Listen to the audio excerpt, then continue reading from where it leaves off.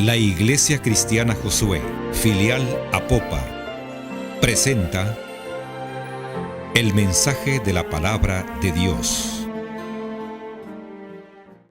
Señor, oramos en esta hora, Padre, para que sea tu Espíritu Santo el que nos ministre a través de esta palabra, Señor.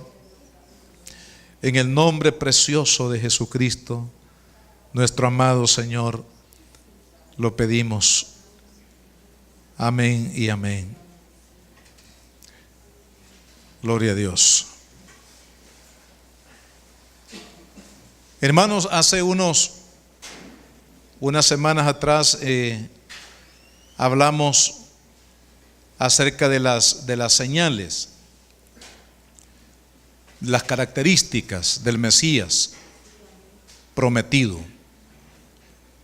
Y hablamos de varias profecías que anunciaban precisamente la llegada del Mesías, que en este caso Jesús, el Hijo de Dios.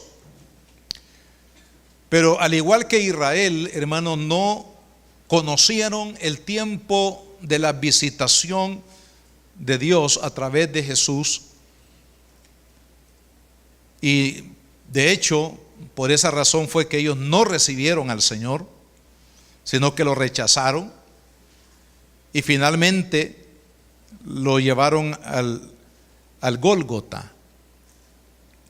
Así también, hermanos, en todos los tiempos, desde el momento cuando Jesús vino a este mundo, han habido en todas las generaciones hasta el día de hoy personas que, al igual que Israel, han tomado una actitud de rechazo a Cristo. Han tomado una actitud de no darle el espacio en el corazón al Señor Jesucristo. Y obviamente han terminado en la misma situación de la nación de Israel.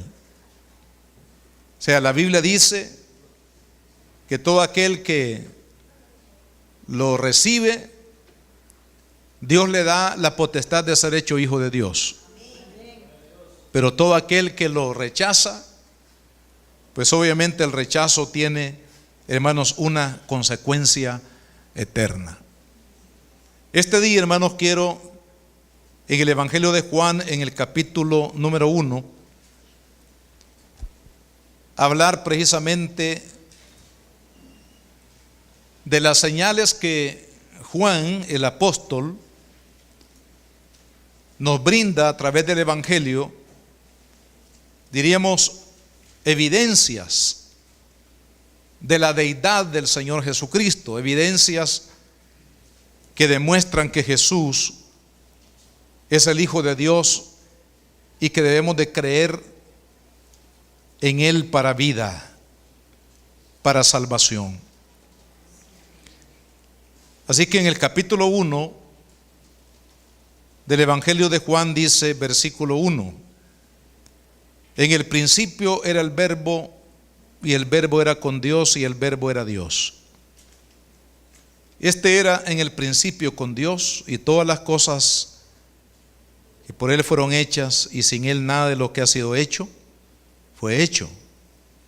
En Él estaba la vida, y la vida era la luz de los hombres.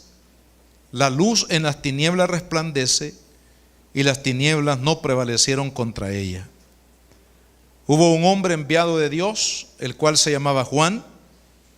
Este vino por testimonio, para que diese testimonio de la luz, a fin de que todos creyesen por él. No era él la luz, sino para que diese testimonio de la luz. Aquella luz verdadera que alumbra a todo hombre venía a este mundo. En el mundo estaba, y el mundo por él fue hecho, pero el mundo no le conoció. A lo suyo vino, y los suyos no le recibieron. Mas a todos los que le recibieron, a los que creen en su nombre, les dio potestad de ser hechos hijos de Dios, los cuales no son engendrados de sangre, ni de voluntad de carne, ni de voluntad de varón, sino de Dios. Y aquel Verbo fue hecho carne y habitó entre nosotros, y vimos su gloria, gloria como del unigénito del Padre, lleno de gracia y de verdad.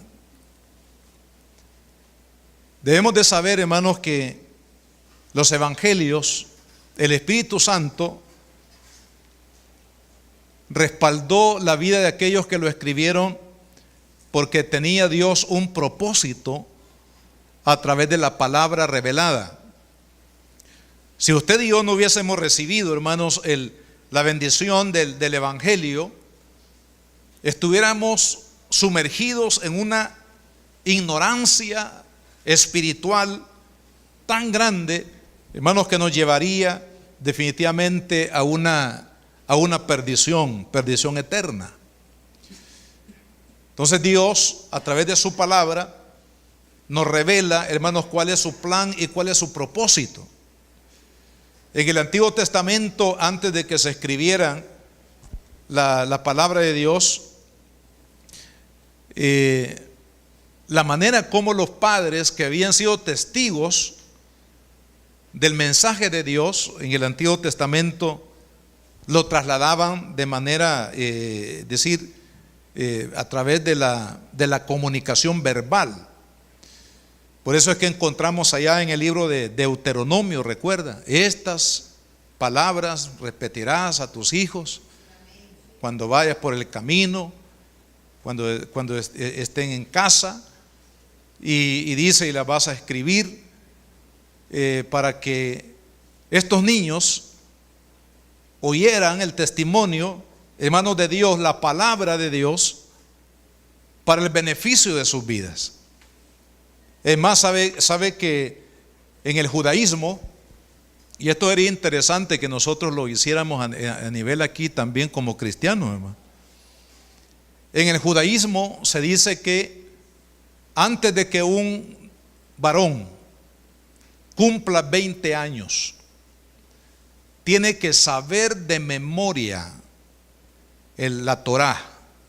Si estamos hablando de los 5 libros, los primeros 5 libros de la Biblia. Así que esa era una tarea, hermanos, que los padres en este caso tomaban el desafío, la orden divina de trasladar el valor de la revelación de la palabra de Dios a sus hijos en las siguientes generaciones.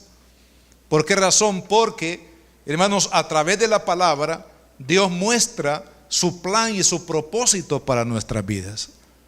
En este caso, hermanos, el medio de salvación, la manera como el hombre puede conocer a Dios, no es, hermanos, siguiendo las costumbres de nuestros ancestros.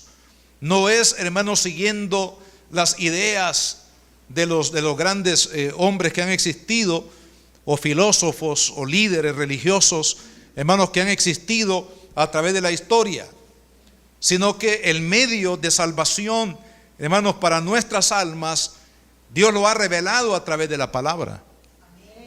Y es por eso que a través de la palabra de Dios, usted y yo llegamos a conocer, hermanos, a Dios, y también llegamos a conocer cuál es la manera, la forma, la persona, en este caso, de Cristo, hermanos, como el único mediador entre Dios y los hombres. Entonces, claro, los judíos, para hacer un poquito de contexto en lo que quiero, hermanos, hoy hablar, los judíos, como digo, cuando Jesús vino, lo rechazaron. Y a pesar de, ya vimos anteriormente en algunos servicios pasados, algunas señales que eran muy claras en el Antiguo Testamento acerca del Mesías, que se cumplieron fielmente en la persona de Jesucristo, pero que aún así, hermanos, los judíos no aceptaron al Señor, porque, hermanos, ellos habían sido contaminados con las interpretaciones rabínicas, y lo mencionamos en su momento, que fue lo que realmente estorbó al pueblo para poder recibir, para poder ver en las señales que se cumplieron en Cristo, poderlo ver como el Redentor, como el enviado de Dios para salvar su alma y para salvar al mundo. Claro, ellos hicieron de las enseñanzas de los rabinos otra Biblia prácticamente, y siguieron esta Biblia de interpretaciones de sus maestros y dejaron de lado la verdadera palabra de Dios. Ahora, Juan, cuando escribe por el Espíritu Santo el Evangelio, y esto es importante, hermanos, que lo veamos desde ya para poder entender lo que hoy vamos a decir a continuación y en el futuro acerca de cuál era el objetivo de Juan cuando escribió el Evangelio, porque la escritura de este Evangelio, hermanos, tenía un objetivo muy claro en el corazón de Juan y obviamente inspirado por el Espíritu Santo. Y el objetivo está en el capítulo 20 y versículo 31 de su libro, de este libro de Juan. Dice: pero estas se han escrito para que creáis que Jesús es el Cristo, el Hijo de Dios, y para que creyendo tengáis vida en su nombre. O sea, ¿cuál era el propósito de Juan? Por el Espíritu Santo, cuando, hermanos, escribió lo que hoy conocemos como el Evangelio según San Juan.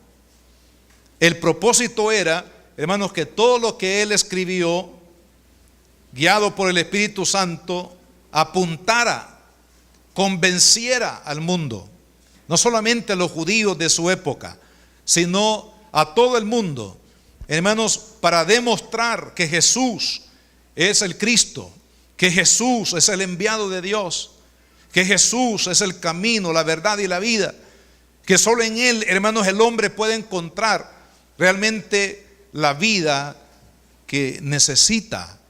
Y es por eso que esto, hermanos, debemos de tomarlo en cuenta cuando leemos y estudiamos el libro de Juan. ¿Cuál es el objetivo? El objetivo es demostrarnos por esta escritura, hermanos, que Jesús es el Hijo de Dios, para que pongamos la fe en Él. Y poniendo la fe en Él, dice la palabra, vamos a tener vida. No estamos hablando de vida en el sentido físico, estamos hablando de vida en el sentido espiritual. Hermanos, vida, y no solamente eso, sino también vida eterna. Entonces, hermanos, como Juan, por el Espíritu Santo, escribió para demostrar esa realidad de que Jesús es el Mesías. Cuando hablamos del Evangelio de Juan, que fue escrito ahí por, algunos dicen que por 86 de la era cristiana, otros hablan del 90. Así que estamos hablando de entre el 85 y el 90 años de nuestra era, es decir, de la era cristiana. Esto es importante porque, hermanos, habían dos cosas que se estaban dando en aquel momento cuando fue escrito el Evangelio de Juan. Primero, hermanos, había un tiempo de grande persecución para la iglesia cristiana. Estamos hablando de la persecución imperial. Estamos hablando, hermanos, que los césares de Roma, instigados por Satanás, se habían volcado hacia la iglesia cristiana para hacerla desaparecer. Según ellos, hermanos, el cristianismo era una religión más de las que a lo mejor se conocían o se conocieron en tiempos pasados. Así que, como dijo alguien por ahí, ¿verdad? La religión es el opio de los pueblos. Así que lo que ellos pretendían era destruir a la iglesia y persiguieron, hermanos, a la iglesia. Pero curiosamente, entre más perseguían a la iglesia crecía más, hermano. Entre más cristianos eran martirizados, hermanos, más cristianos surgían.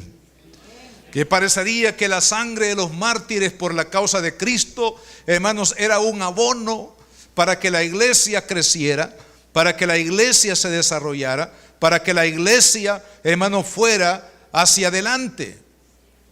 Así que, hermanos, estamos viendo a una iglesia que está siendo perseguida, y esto es muy importante porque ¿quién, hermanos, quería convertirse al evangelio si sabía que convertirse a Cristo era prácticamente una sentencia de muerte sobre su propia vida?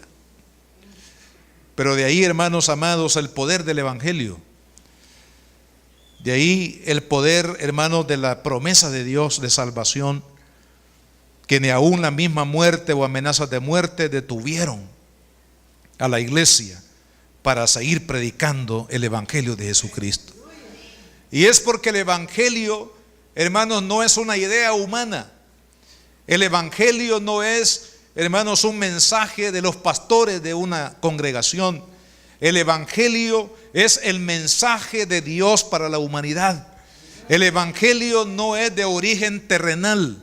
El evangelio es de origen celestial. El evangelio no nació, hermanos, en el corazón de los apóstoles. El evangelio, hermanos, nació en el corazón de Dios.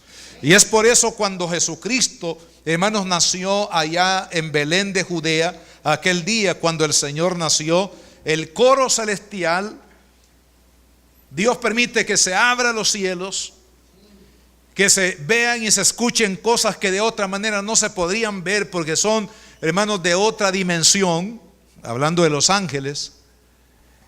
Y los mismos ángeles declaran de manera sobrenatural en el cielo: gloria a Dios en las alturas, y en la tierra paz a los hombres de buena voluntad. Os ha nacido hoy en la ciudad de David un Salvador, que es Cristo el Señor. Entonces se habla, hermanos, ¿por qué? Porque el evangelio no es humano.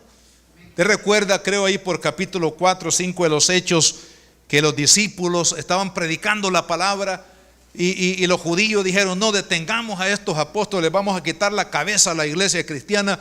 Persiguiendo a los apóstoles, los apresaron, los llevaron a la cárcel, y ya para juzgarlos y prácticamente para querer destruirlos, matarlos, martirizarlos, aparece el famoso Gamaliel, que era un rabino judío, maestro, y él les da un consejo sabio. Al menos en ese momento él dice: miren, se han levantado movimientos que, como no son de Dios, se han deshecho. Así que si este movimiento, hablando del cristianismo, no es de Dios, se va a deshacer. Pero si es de Dios, nosotros no podemos luchar contra él.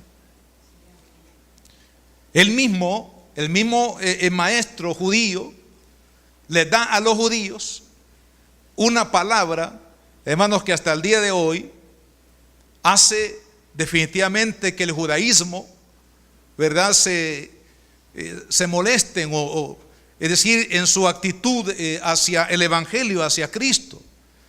Porque este mismo hombre dio una palabra sabia. Como el evangelio, hermanos, no es un movimiento humano, los humanos no lo han podido detener. No ha habido, mire, fuerzas políticas, fuerzas militares, fuerzas religiosas que han combatido contra el evangelio, pero el evangelio de Jesucristo sigue adelante. ¿Por qué? Porque es de origen divino. Nada en los pueblos, hermanos, puede deshacer la obra del evangelio. Así que, hermanos, el imperio de Roma, con toda su fuerza, con todo su odio y con toda su maldad y dureza, hermanos, no pudieron detener el avance de la obra de Dios. Ahora, la otra cosa que estaba sucediendo es, hermanos, la aparición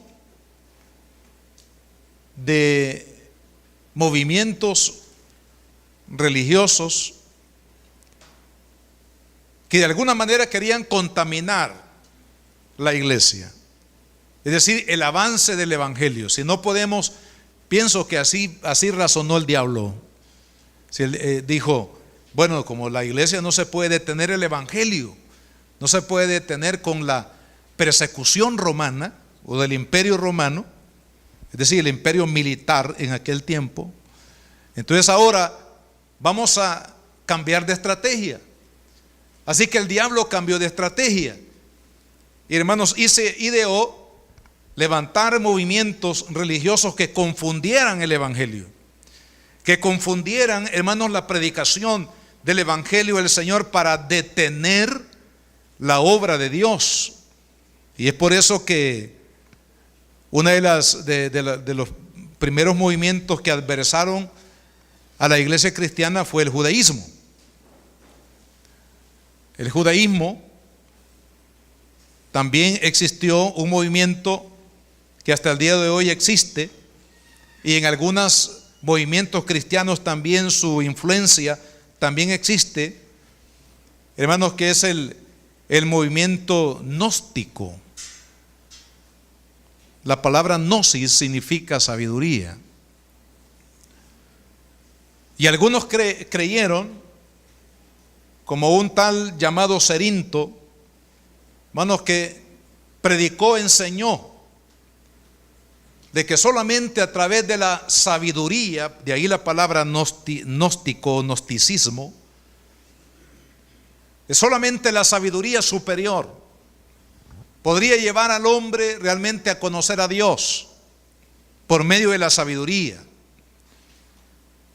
Y este hombre, hermanos, de acuerdo a su teoría, porque no es más que una teoría, rechazó a Cristo y rechazó el evangelio, negando que Jesucristo se haya manifestado en carne. Porque él enseñaba que la carne era mala, que la carne era pecaminosa.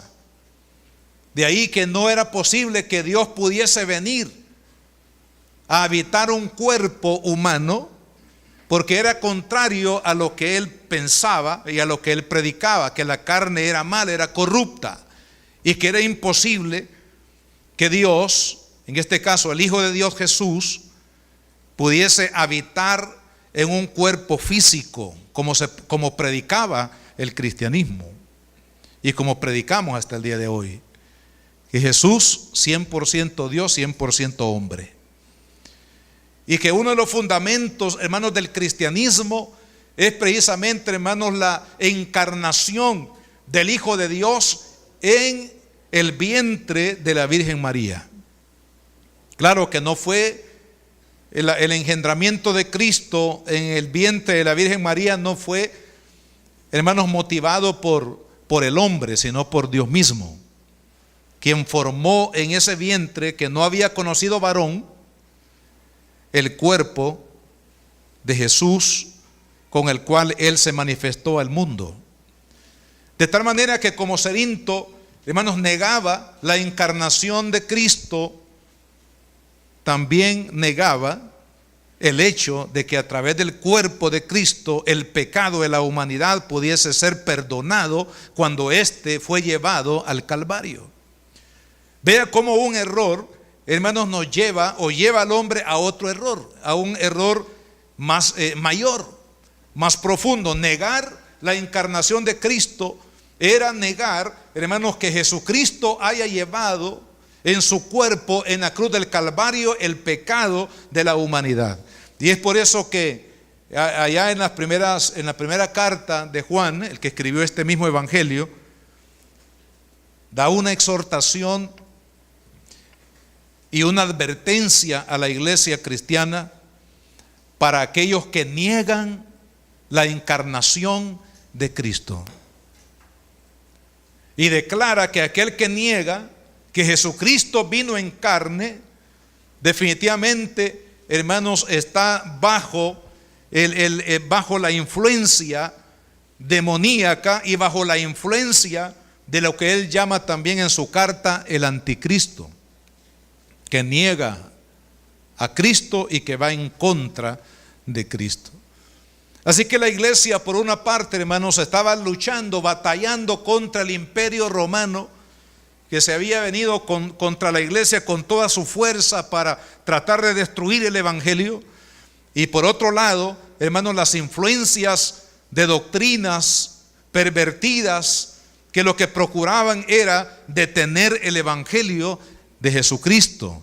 Y hermanos, pero a pesar de la oposición del judaísmo, a pesar de la oposición del gnosticismo y de muchas otro tipo de religiones y filosofías de su época, la iglesia siguió adelante, gloria al Señor, hasta el día de hoy, hermano.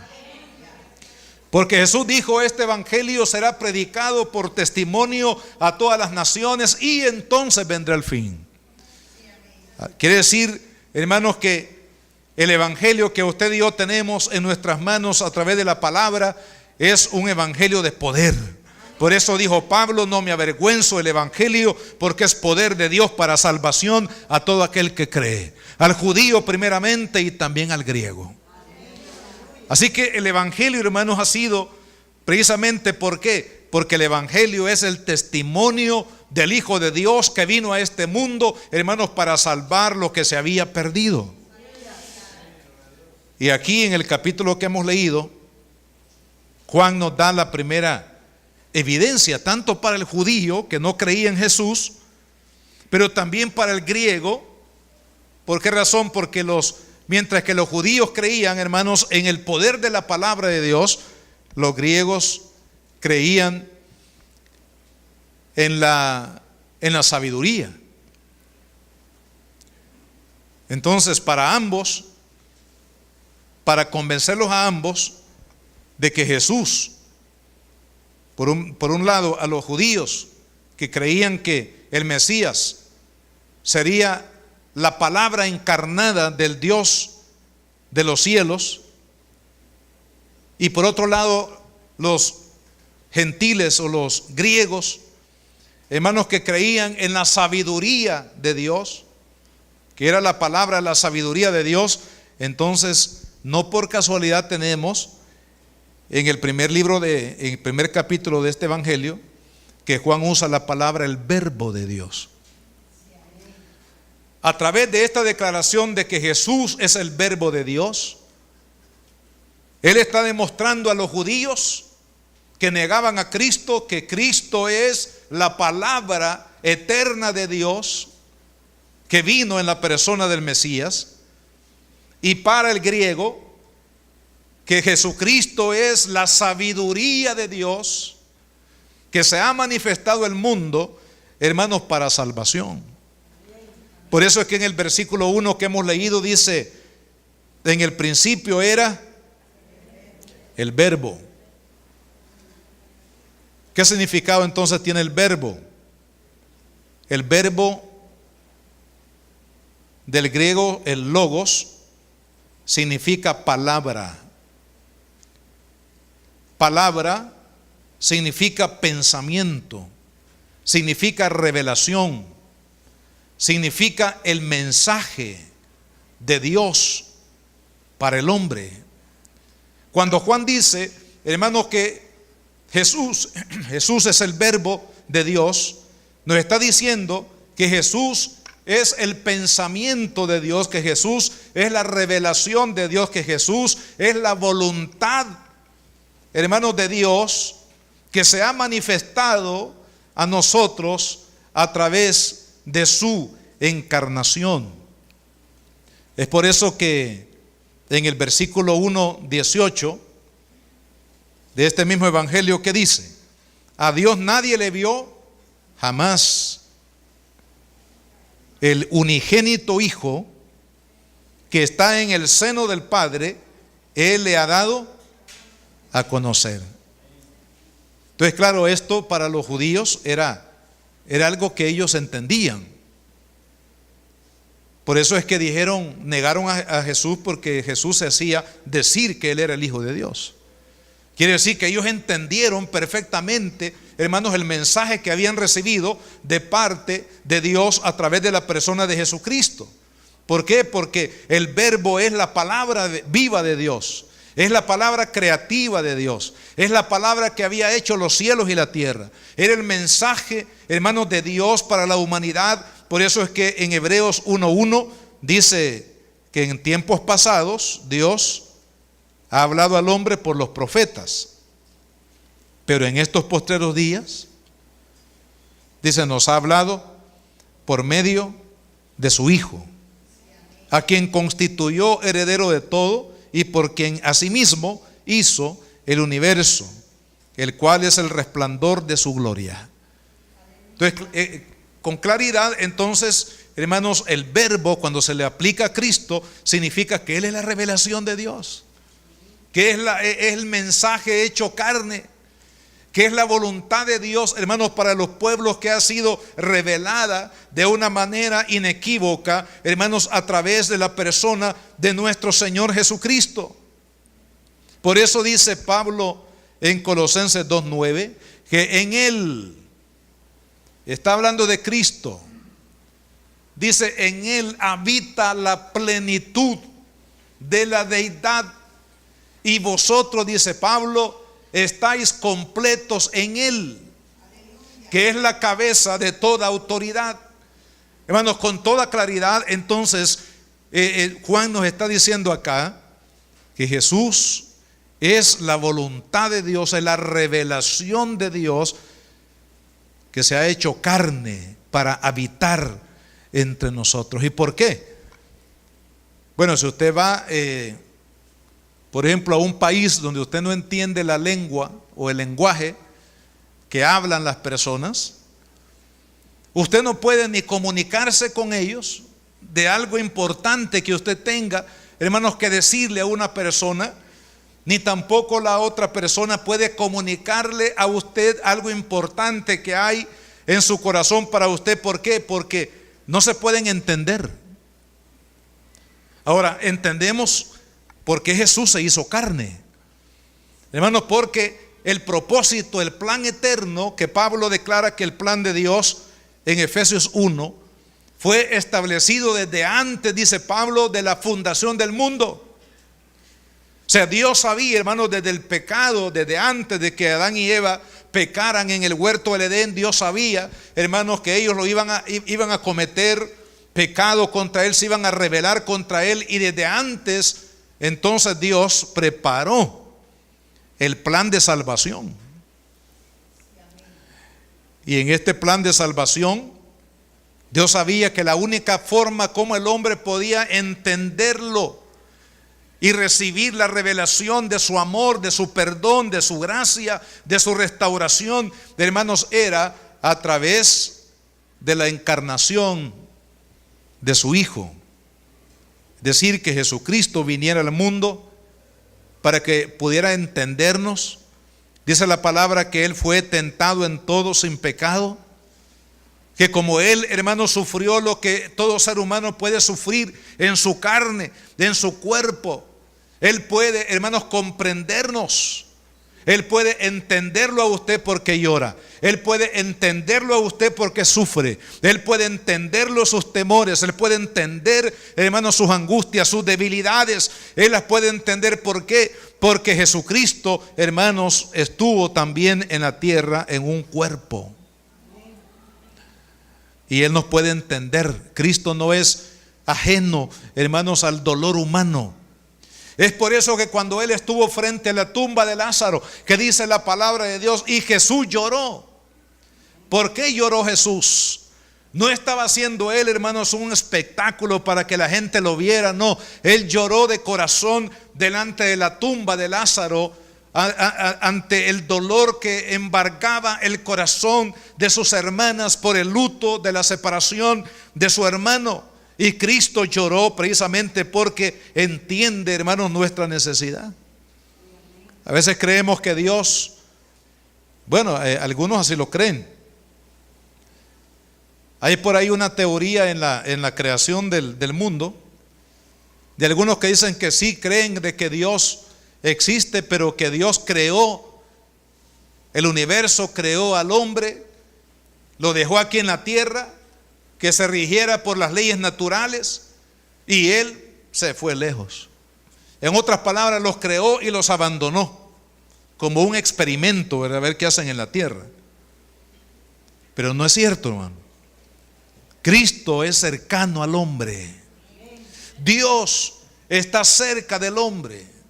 Dios se ha acercado tanto a usted y a mí, hermanos, que tomó forma humana en la persona del Señor Jesucristo. Entonces, cuando se predicó, hermanos, cuando Cristo predicó que Él era el enviado de Dios, que era el Hijo de Dios, el que había sido enviado por Él para salvar lo que se había perdido, hermanos, estaba prácticamente declarando que Él era el Mesías, el Verbo, la palabra de Dios que había sido prometida en el pasado, que reinaría entre los hombres.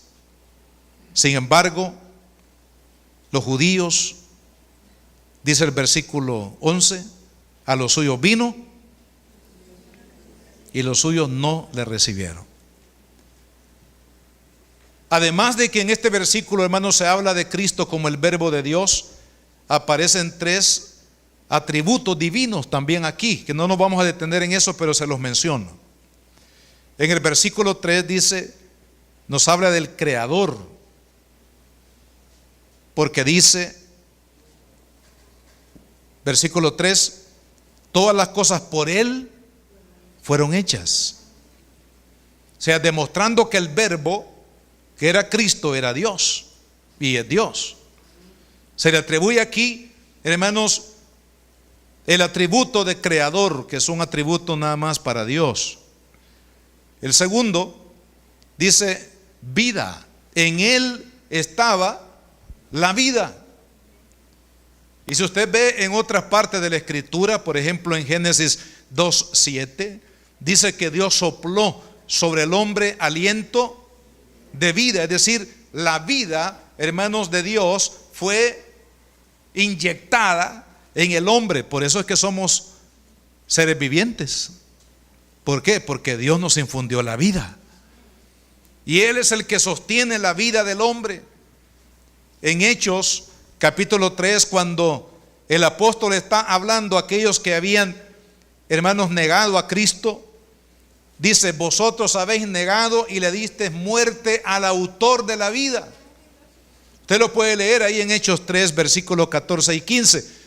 Pedro declara aquí que Jesús es el autor de la vida. Y también en el capítulo 14, versículo 6 de Juan dice, palabra de Jesús, yo soy el camino y la verdad y la vida. Así que fuera de Cristo hay muerte. Fuera de Cristo hay muerte. Donde no está Cristo, hermanos, la amenaza de la muerte eterna está latente en el corazón, en la vida de los hombres.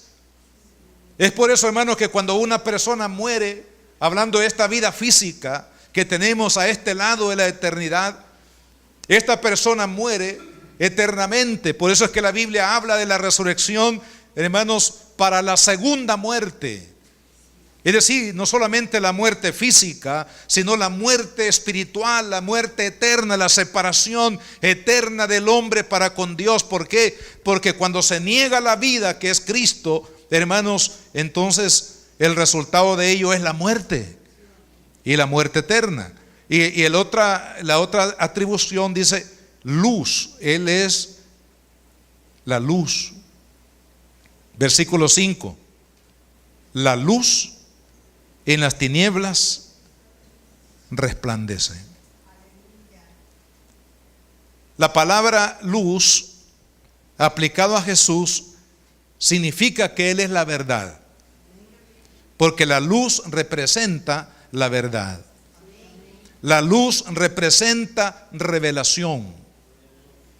Por eso dice que la luz resplandece sobre las tinieblas.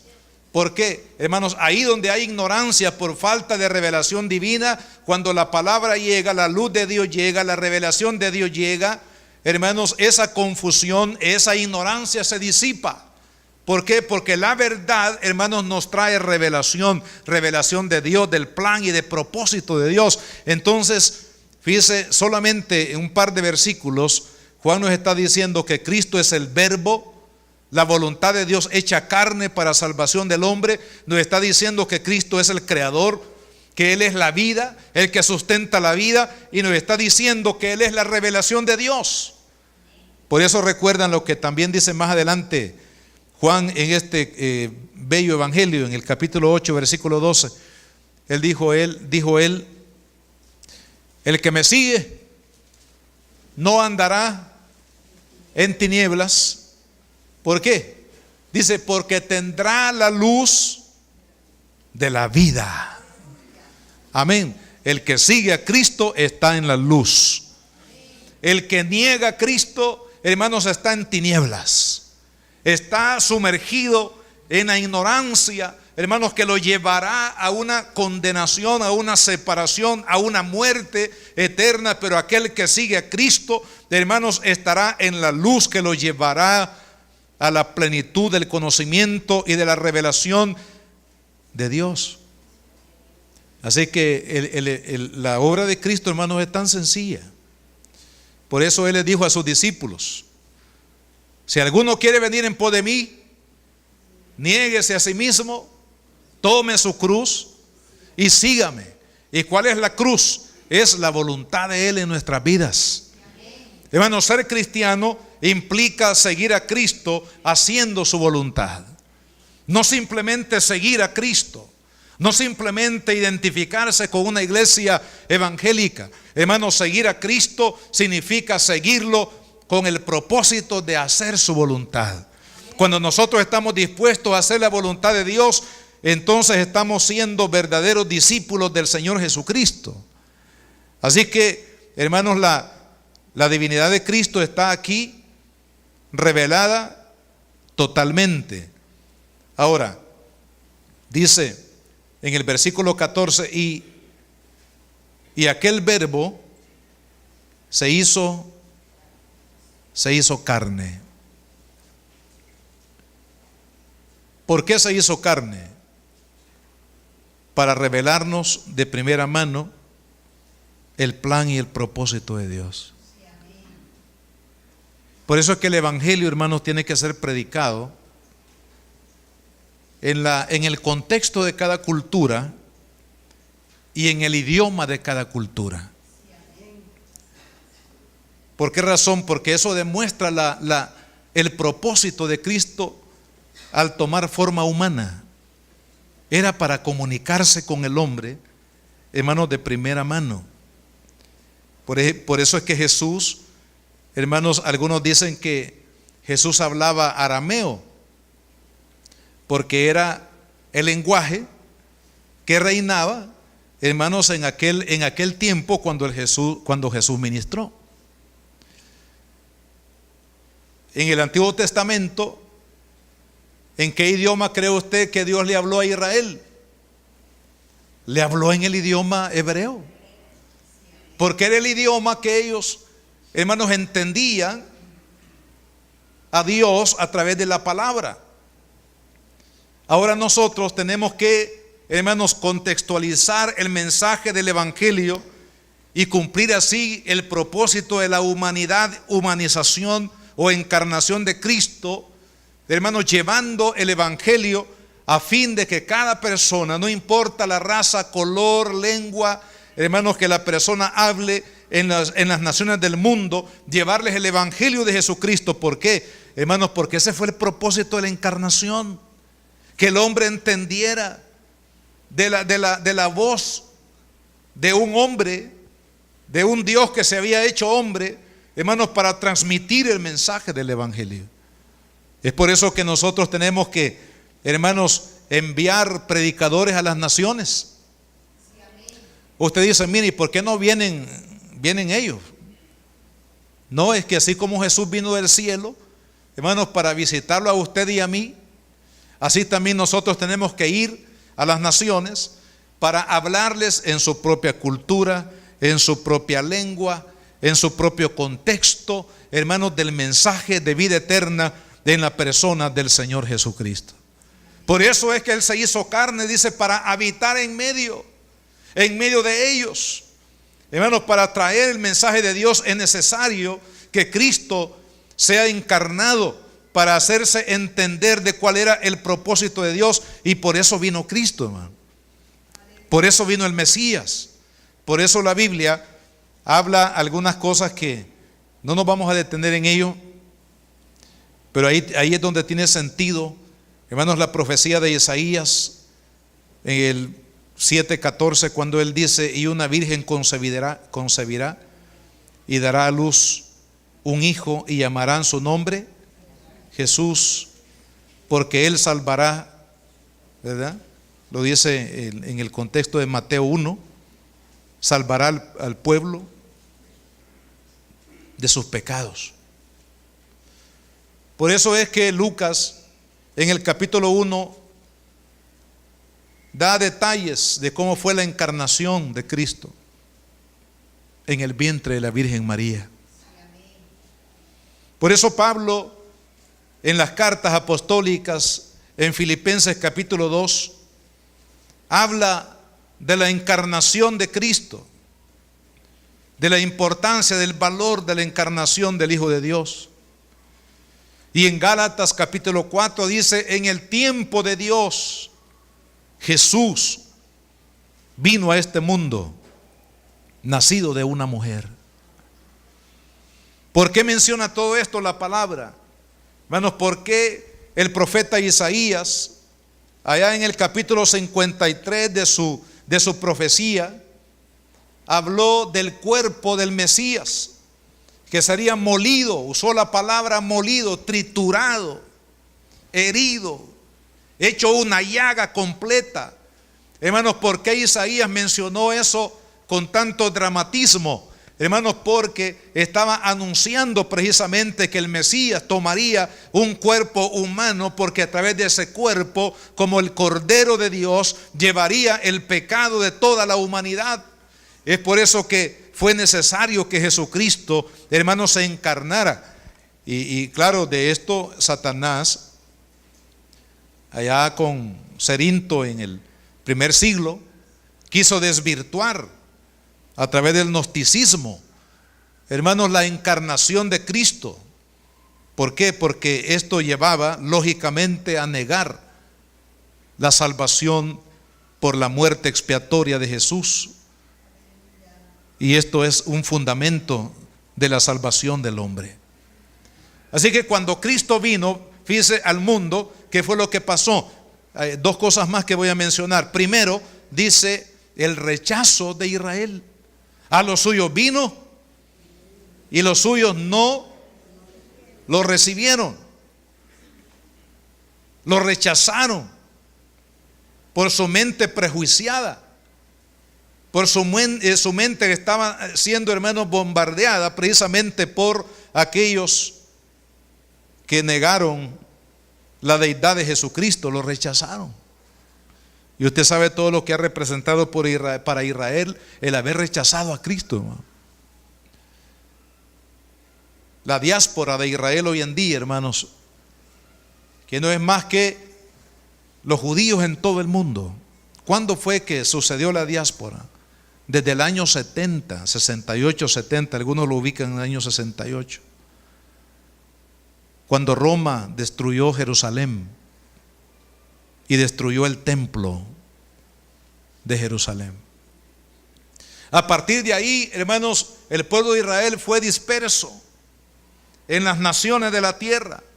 Han pasado 2000 años de lo que sucedió, hermanos, de la diáspora de Israel, y todavía Israel, hermanos, no han regresado, aunque hay un gran número que han regresado a la tierra, pero todavía, hermanos, no es ni el 50% de los judíos que están dispersos en las naciones.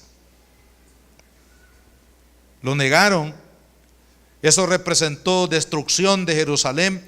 Eso representó, hermanos, la muerte de muchos cristianos, la pérdida del poder del judaísmo de su época.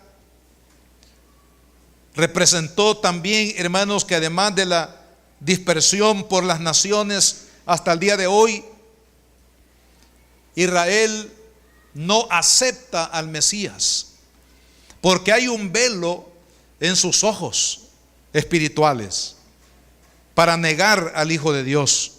Y todo esto es consecuencia, hermanos, de haber rechazado, en su momento al Hijo de Dios. Todo lo que ha sufrido la nación de Israel, y podríamos mencionar el holocausto y otras cosas más que han sucedido a Israel en estos 2000 años, hermanos, ha sido consecuencia de aquel acto de rechazo. ¿Por qué? Porque Dios reveló su voluntad en el verbo de Dios, en la persona de Jesús, pero Israel negó a Cristo. Y eso, hermanos, negar a Cristo implica muerte. Ahora vea con esto lindo que voy a terminar. Pero dice el versículo 12: mas a todos los que le recibieron, a los que creen en su nombre, les dio potestad de ser hechos hijos de Dios. En el mundo, hermanos, habrán personas de estos, de ambos grupos. Aquellos que, por más que se les predique el evangelio, hermano, por más que se les predique a Cristo, no, dice, yo en la religión de mis padres voy a morir, de aquí nadie me saca. Y persisten, hermanos, en el error, habiendo tenido la revelación del evangelio de Cristo, la predicación. Pero, hermanos, hay personas que persisten en el error, como lo hizo Israel en su momento. Negar la eficacia de la sangre de Cristo es, hermanos, aceptar la muerte eterna para mi alma. Pero qué lindo cuando dice la Escritura que algunos sí creyeron, y a los que creyeron en su nombre, Él les da potestad de ser hechos hijos de Dios. Hermanos, ser hijo de Dios no significa entrar a un templo, no significa tener membresía de una congregación X, no significa cumplir todas las normas y los reglamentos que la religión me exija. Hermanos, ser hijo de Dios significa haber nacido de nuevo por haber puesto la fe y la esperanza en el único Redentor, el único mediador entre Dios y los hombres, Jesucristo, el Hijo de Dios. Cuando usted y yo creemos en Él, entonces dice, para los que creyeron en Él, ahora dice, son engendrados como hijos de Dios. Y los hijos de Dios tenemos la herencia de Dios. Y los hijos de Dios tenemos un destino divino. Usted dijo, por eso Cristo dijo, no soy del mundo. Y aquellos que habían creído en Él, también el Señor dijo, están en el mundo, pero no son del mundo. ¿Qué significa eso? Amado hermano, que todos aquellos que hemos abrazado a Cristo, ahora ya no somos personas, hermanos, comunes. Ahora, hermanos, la gracia de Cristo ha hecho de usted y de mí un hijo de Dios, una hija de Dios. Ahora somos salvos por la gracia de Cristo. Ahora tenemos perdón por la sangre de Jesucristo. Ahora tenemos nueva vida por la sangre de Jesucristo. Ahora tenemos una esperanza eterna, hermanos, por el verbo de Dios, que un día dejó su trono de gloria, se vistió, hermanos, de carne humana para habitar entre los hombres y para traernos de primera mano la revelación de salvación que su Padre le encomendó a su Hijo Jesús. El mensaje de la salvación, de la vida eterna, que usted y yo tenemos ahora en Cristo Jesús. Póngase de pie, vamos a orar, ahí donde usted está. Dele gracias a Dios, porque Jesús, el verbo de Dios, se hizo carne para revelarnos el amor de Dios, el perdón de Dios, la salvación de Dios. Señor, te damos las gracias, porque ahora somos tus hijos. Te damos gracias, Señor, porque ahora tenemos vida en tu nombre, Señor. Gracias, Jesús, porque a través de tu palabra entendemos que tú un día dejaste tu trono de gloria, Señor, para venir a este mundo para salvarnos y para darnos la vida eterna. Dele gracias a Dios. Si usted ha recibido el perdón del Hijo de Dios, porque usted un día puso su esperanza en Él, dele gracias. Pero también, mientras ustedes oran, queremos hacer este llamado para aquellos que todavía no han recibido en su corazón al Verbo de Dios, a Jesús, el que nos ha revelado al Padre y nos ha revelado el propósito, la salvación de Dios. Quiero hacerle esta invitación para que usted, si nunca lo ha hecho, tome hoy su decisión de entregarle su vida a Jesucristo. Quiero preguntar si aquí en este culto hay alguna persona que todavía no ha recibido a Cristo, que todavía no le ha dicho al Verbo de Dios: ven a mi corazón, perdóname, cámbiame, dame la vida eterna. ¿Habrá alguien que quiera hoy, si usted nunca lo ha recibido, a Jesús en su corazón y quiere hacerlo hoy? Levante su mano y dígale a Cristo: Señor, aquí está mi vida, te la entrego. Ven a mi corazón, perdóname, cámbiame, sálvame. Dame la vida eterna que tú has prometido. ¿Habrá alguien que no ha tomado esa decisión y quiere hacerlo hoy, en este culto, a esta hora? Levante su mano ahí donde está. Si usted se ha alejado de Dios y usted quiere volver a los caminos del Señor, a reconciliarse con Dios, tome hoy la decisión de volverse a Cristo y de pedirle perdón al Señor. Y para las personas que están por este medio de comunicación, si usted quiere hoy decirle a Jesús: Señor, te abro mi corazón, perdóname, cámbiame, yo le invito a que haga esta oración de entrega a Cristo, donde quiera que usted esté. O si usted está aquí en el templo y quiera entregarle su vida a Jesucristo, dígale: Señor Jesús, este día vengo delante de ti, Señor, para pedirte perdón por todos mis pecados. Creo que tú eres el Verbo de Dios. Creo que tú, Señor Jesús, veniste a este mundo para perdonarme y para darme vida eterna.